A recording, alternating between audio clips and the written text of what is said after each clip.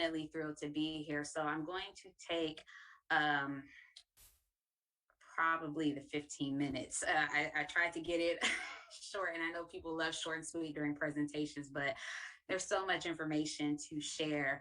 I was asked to tackle a couple of things today. My work that I do in terms of building relationship between teens and the police and the TAPS program. A little bit about what is going on just within our community overall, and then ways to improve police training. So there were a couple of different tracks that I'm going to try to tackle all once. So let's go ahead and start. So this topic is the miseducation of the police. And I wondered if everybody on this call has actually taken the time to think about the word miseducation. And so if you have, there is a chat box here, and I want you to just type, what do you think it means, the term miseducation actually means? What does that mean to you? We're going to get some group participation here today.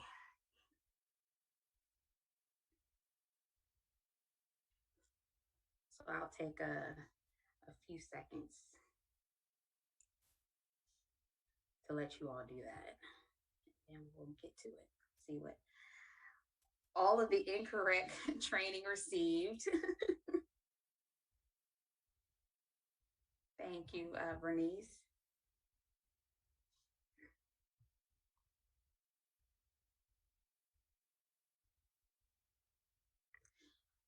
To me, it means the teaching was not accurate or correct. Good job, Alexi. So we'll see if anybody else puts anything else on there. I'm going to go ahead and move on to actually give you what the definition is. So Alexi was right. So miseducation, improper or an imperfect or a poor education. If we were to take the word and use it as a verb, that's miseducate, that's the action of doing. It is to educate someone in a poor, improper, or a harmful manner. And when we think about the miseducation of police, there can be some pretty dire consequences that occur. And so what you see here is actually a picture from a demonstration, a women's demonstration that I had organized this summer. We gathered about 3,000 women to march in solidarity with Black men who had been shot by the police, as well as Black women who have been shot or, victims of excessive force and violence, and to advocate for change. So miseducation leads to a lot of things. And so that's what I want to talk about. When we think about miseducation of police, it encompasses several different things: the lack of training hours, the lack of quality training, and the lack of training assessment. I'm going to talk a little bit more about this in detail, but what I mean specifically is, if you look at that chart on your screen, the average number of hours it takes to become an attorney, right? 4,700 hours. Go down to a nurse is about 4,500 hours. Go down to a plumber, you're about 3,500 hours. You even go to a cosmetologist, you're at about 3,000 hours of training. Compare that to a police officer. On average in the United States, officer training in their field or their basic training academies, they range anywhere from 648 to about 840 hours. So when we're talking about the lack of training hours, there is definitely an opportunity for improvement. So miseducation, the limited training hours, but it's not just lack of training hours that we need to assess. It's also the quality of the training that officers are receiving. Oftentimes when officers go into trainings, either in service when they're in their basic academy or even in their field training, they sit in a room, they listen to somebody, they sign their name on a paper that simply says that they were there. And that brings me to bullet point number 3 on this slide, is that there is oftentimes a lack of training assessment. Understanding what competencies are learned, whether or not officers know how to apply them and articulate them when the time comes for them to demonstrate that. So that is part of this miseducation that we are seeing in law enforcement agencies across the country. So when we think about miseducation, what does that lead to? Well, of course, it leads to reduced public trust. It leads to strained police community relations. It leads to an increase in officer complaints, because if they don't know how to respond appropriately to a situation, then that opens the door for somebody to file a complaint on them. It also leads to officer misconduct. And then, most importantly, we get to issues of excessive force, issues of brutality, even fatalities, which evolve from officer involved shootings. And all of that compromises, it hinders public safety. All of these things are related. And so there needs to be more education, better education, and an assessment of that education. Because what happens is we are currently living in a situation across the United States, in many departments across the United States, of officers being miseducated. It's reduced, it's inaccurate, it's improper, and it leads to all of these other situations. This is what else miseducation leads to. These are situations. I'm from Columbus, Ohio. All of these images are from Columbus, Ohio this summer. When you have miseducation, then you have an increased opportunity for brutality, excessive force, or officer involved shootings. You also get situations where that first picture there, that's Congresswoman Joyce Beatty's back. She was pepper sprayed by police officers who did not know how to appropriately respond to peaceful demonstrators. The other guy pointing his hand, that is our council president, Shannon Hardin, who was also pepper sprayed by police officers. And then the guy that is holding Congresswoman Beatty, that is our Franklin County Commissioner, Kevin Boyce. And if you see that officer is directly spraying that young lady who's trying to hand some water to the people that were sprayed. So it leads to contention between the police and the public. We saw the demonstrations where people were, messing up property, vandalizing property, breaking out windows. You saw people marching. But all of that is the result of miseducation. You improve the education of the police officer, you significantly reduce the opportunity for situations like this that you're seeing on your screen to happen. So when I do my work, I think about how we can strengthen police training. And so knowing that you know, and knowing that you got about 20 seconds to answer this question, I want you to write in that chat box, how can we strengthen police training? What needs to be done? What do you think needs to be done in your respective area of expertise, what you've seen so far, and what you've heard, seeing that I've only been talking for maybe like 5 minutes now. I'll see what everybody puts in this box.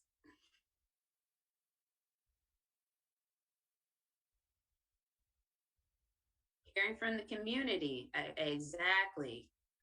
Offering the community perspective and letting them have voice. The issue, accountability, I'm going to talk about that as well. And that gets into some discussion about the FOP contract. I completely and wholeheartedly agree.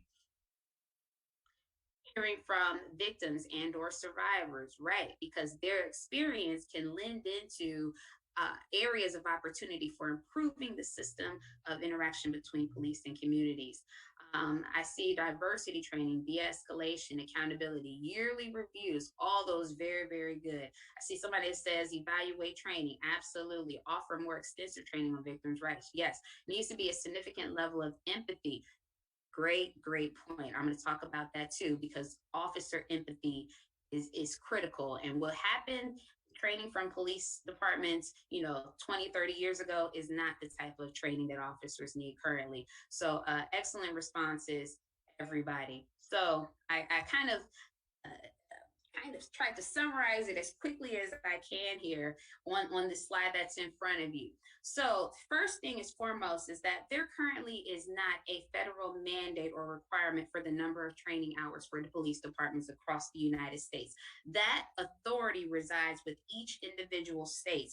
And so as a result, there are currently 37 states that do not require officers to be trained prior to them becoming a police officer. So basically, they can be a police officer, they can have arrest powers, they can have detaining powers, they can have use of force powers and all of that without ever having to step into a police academy. Why? Because at the federal level, there is no requirement for the number of hours that officers have to train. And that's why we also see significant variations in the training requirements from state to state.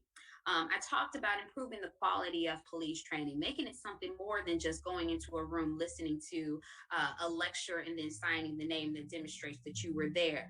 Another is assessing the recruit's knowledge of the information obtained during the training, but also seeing how they apply it. That includes creating scenario-based training, using virtual reality trainings where they are immersed in the situation and they have to apply the lessons and the trainings that are learned to an actual virtual reality situation, and then putting in actual scenario-based situations also.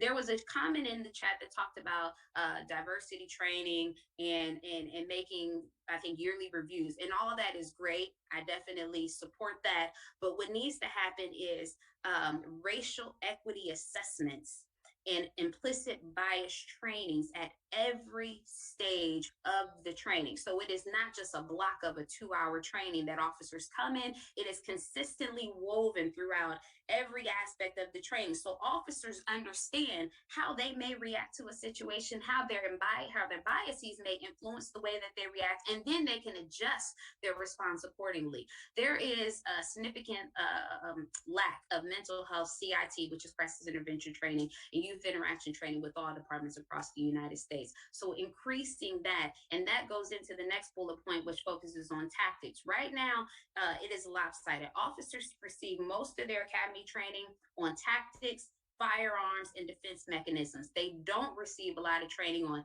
interacting with youth, understanding mental health crises and how to appropriately deal with that, recognizing what are resources in the community, when to call in an expert to help. Many departments don't even have mobile crisis units where they partner with the social worker and send the social worker out with the police to respond. So all of those together will improve police training. The other is scenarios, the videos, the contents. I have sat in several police trainings across the country because I like to assess them. I like to see what they learn. And one of the things that I've noticed is that in trainings, the quote unquote bad guy is usually always a Black person. And it's usually always a male. And so when I say diversify, I mean diversify who is the example, who's going to be the target where they're shooting at when they're trying to qualify, because there is a difference between training and indoctrination. And so we don't want to indoctrinate officers to perceive a bad person as a Black male or a Black woman. They need to have different scenarios with different people so that they understand everybody can be perceived as a threat. So increasing officer wellness training right now, that is a limitation in training. The big thing that I've been pushing for all departments across the country is to create some sort of community immersions, because many police officers don't actually live in the community that they police. They live in a rural area or suburban area. They come into the inner cities and they occupy that space rather than enforce and build relationships with the community. Partner with universities, particularly policing scholars, justice scholars, people who are well versed on this issue so they know how to develop actual training for adult learners, because that is different from a college student and a high school student. So there needs to be a better understanding of that. But then also include evaluative mechanisms so that can be the training can be evaluated and assessed and strengthened as they go along. And then understanding what community resources are. I know that was a lot, but I wanted to give that to you all. So how have I addressed a lot of the stuff that I've talked about just now?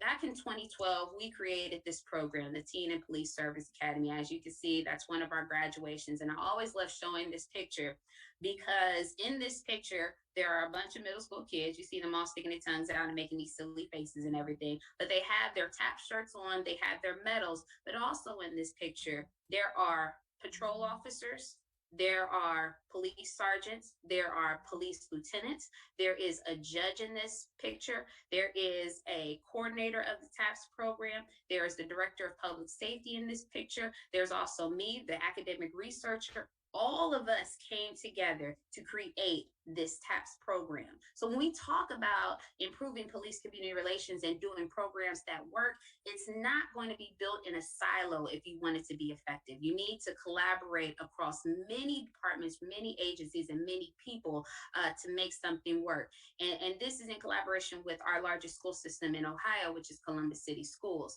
So what we do is we go into the schools, we pair police officers with kids, and the officers serve as mentors to the kids. Over a course of 11 weeks, they meet every single week.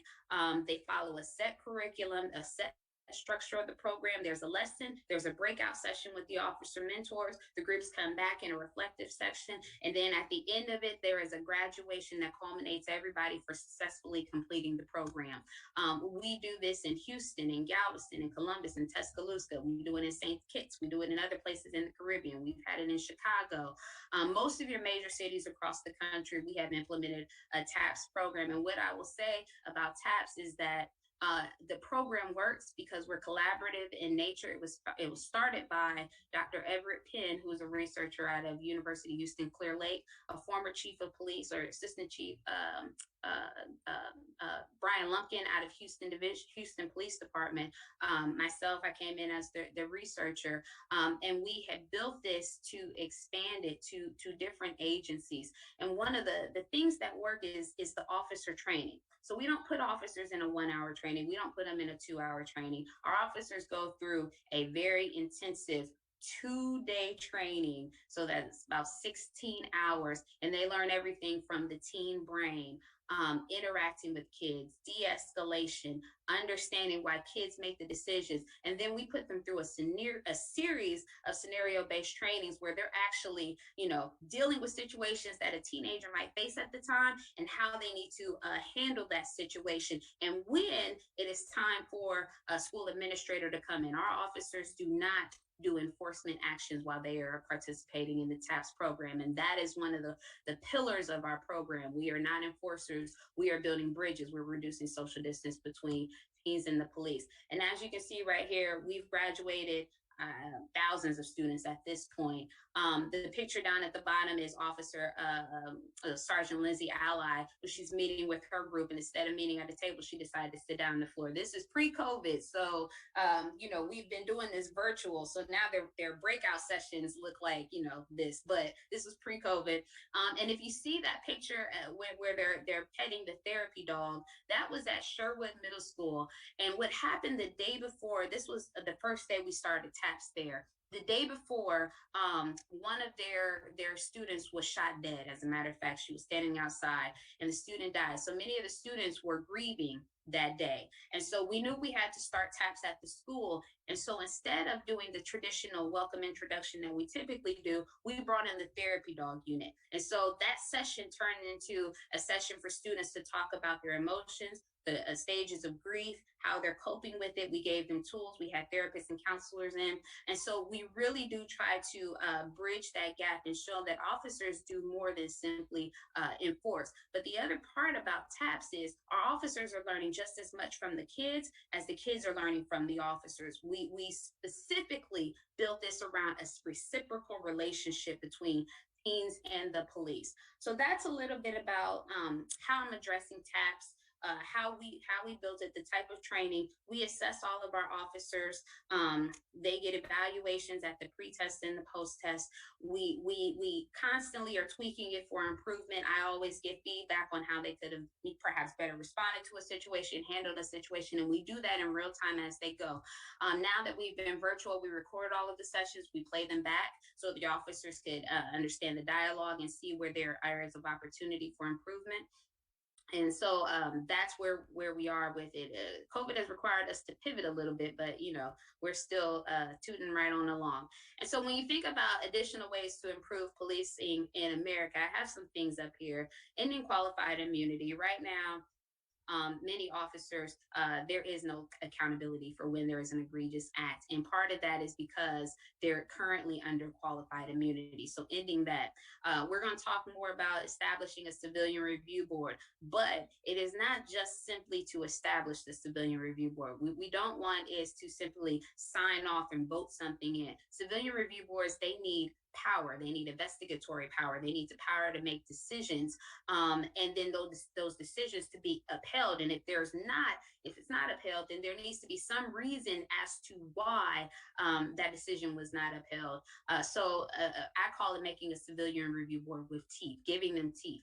The other is identifying what the FOP contract, for a lot of you who don't know, that is the union contract that governs most of the decision making and the behaviors of police officers. Understanding what provisions are in that. When I talk about provisions, I mean, how long can an officer complaint stay in their file? When is that removed? Who is eligible for promotion? When there is an officer involved shooting, what type of information is that officer privy to that they can read prior to even making a statement about the situation that has been held? And understanding what would happen with an officer if there's an officer involved shooting, they're terminated by somebody, then how they can get their job back if they go through arbitration. All of that is in the FOP contract. Incentivizing residency, I talked about it earlier. Many police officers don't live in the city that they police, so they just come into police and then they go out. So my thing is proximity brings people closer together, so incentivizing that. Establishing community immersion training. And then the last one is incorporating some form of liability insurance. So that way, when there is an officer involved shooting or somebody sues the city or the county for a behavior of an officer, the officer is then liable, not the city, and our taxpayer dollars are taken up for that. So I know that was a lot. I tried to group it all in a short amount of time. And I think we're going to have questions at the end, so I'll hold off on taking questions from you all, but that concludes my presentation. Thank you, Dr. Jones. And now we're going to introduce Satchel Walton. Satchel Walton is a student journalist at DuPont Manual High School in Louisville. He co-wrote a series for the Manual Red Eye exposing hate speech and symbols in Kentucky law enforcement that led to the commissioner of Kentucky State Police resigning.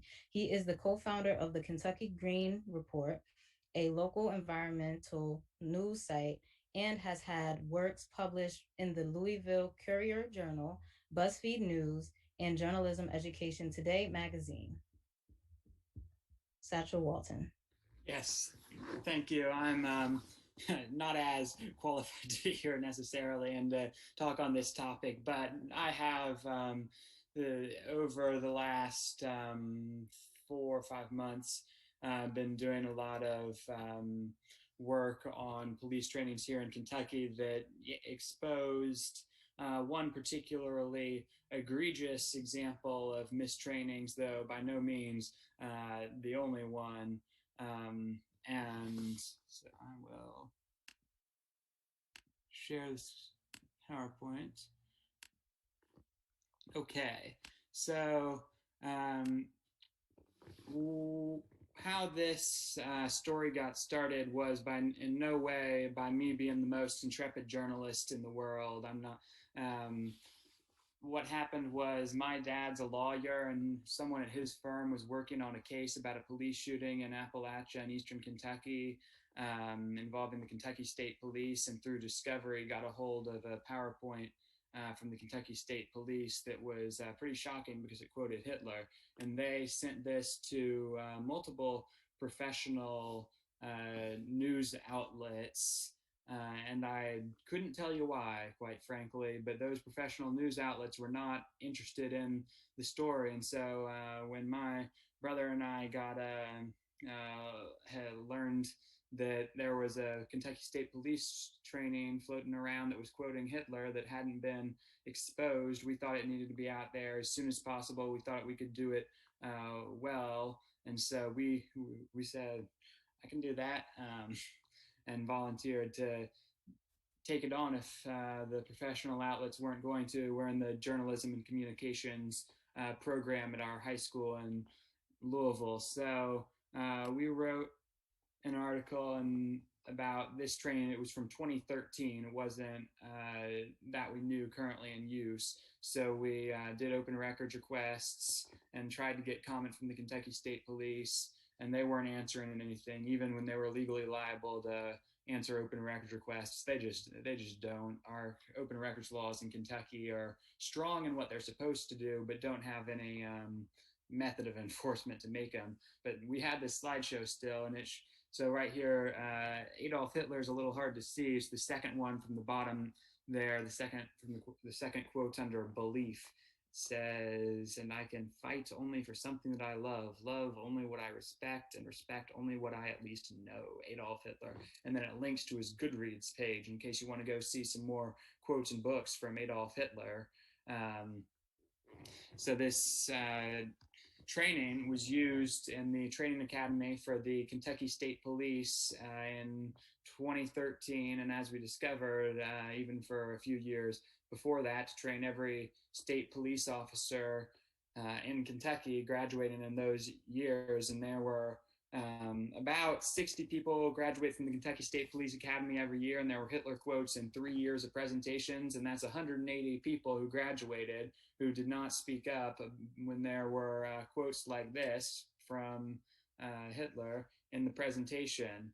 And somehow the person making it thought that was acceptable, and the people approving this slideshow, to be charitable, maybe they didn't notice, but or they tacitly approved. It was certainly something that the person making this slideshow thought was acceptable within the culture of the Kentucky State Police, because we got another Hitler quote here at the bottom, and this one, I mean, that's fascism right there. Essentially, the very first essential for success is a perpetually constant and regular employment of violence.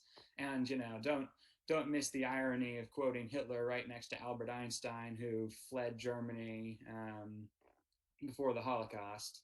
But and then here too, Hitler quote number 3, and this same presentation. And then we shouldn't let this overshadow the fact that they also quoted Robert E. Lee approvingly, Confederate general, and we've got the thin gray line up top. That's their motto, because they wear gray. But also, you got to think, are they analogizing themselves to the Confederacy here? They weren't founded as a slave patrol, but are they analogizing themselves to the Confederacy? Because we've got a thin gray line, gray being the color of the Confederacy, and then pictures of the Kentucky State Police with looking like all white people on past and present here, black and white photo and the color one. And then a big old quote from Robert E. Lee. So this was the stuff we were working with that were in the presentations, and wrote an article about this and published it, that then went up through the local media and got quotes from the governor and attorney general in Kentucky, and then even got some attention from the national media. It was in the New York Times and the Washington Post, and then it was quite a big story. And when right after we published it in late October, right before the election. And so this just goes to show as an example of the culture we've got in some police departments, where they thought that it was somehow acceptable, then that the people in the department would accept it if they had presentations quoting Hitler. And obviously they were right. When we requested, send an open record request for any complaints about this slideshow or about the fellow who put it together, they said there were no complaints, even though 180 people around about saw presentations quoting Hitler. Even more, saw presentations quoting Robert E. Lee. Robert E. Lee quote was in there for about 10 years that we know of. And so, lost my train of thought, but this article got attention from the media and led to the longtime commissioner of the Kentucky State Police, Rodney Brewer, who had been the commissioner of the Kentucky State Police for about 7 or 8 years under a past governor administration, and then was reappointed when our current governor, Andy Beshear, became governor in late 2019. He was not fired, he was forced to resign, and then there have been other consequences of it. The Anti-Defamation League is offering Holocaust training to top officers in the Kentucky State Police. And then after we wrote this article, we got a tip from someone within law enforcement, the Kentucky Department of Criminal Justice Trainings, which trains officers at local departments, smaller departments, and about how they had used a video with a Nazi symbol in it, and that was cut from a larger video about how that talked about how Jews ran the drug trade and how all sorts of anti-Semitic conspiracy theories. So we wrote an article about that one too, and they removed that training, and it just goes to show that I'm in no way an expert on police trainings, but I think this can serve as further evidence that there's a culture within some police forces that will accept explicit hatred and bigotry, in quotes, from someone like Adolf Hitler, that no one spoke up about this who saw it until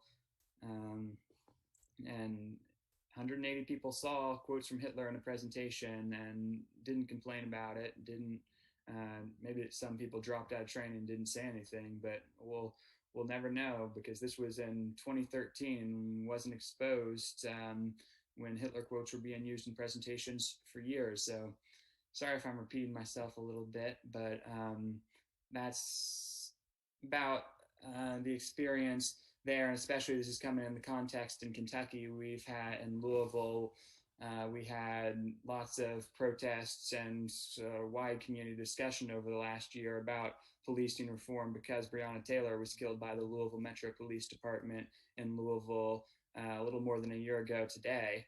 And so I think this goes to show that there is certainly some culture within some law enforcement departments that's explicitly accepting of hatred.